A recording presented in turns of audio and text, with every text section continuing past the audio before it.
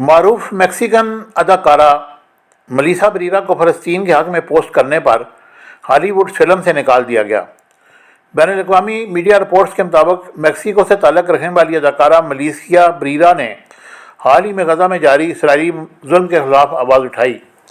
جس کے بعد امریکی کمپنی اسپائی گلاس نے اداکارہ کو فلم اسکریم 7 کے سیکول سے ہی نکال دیا گیا۔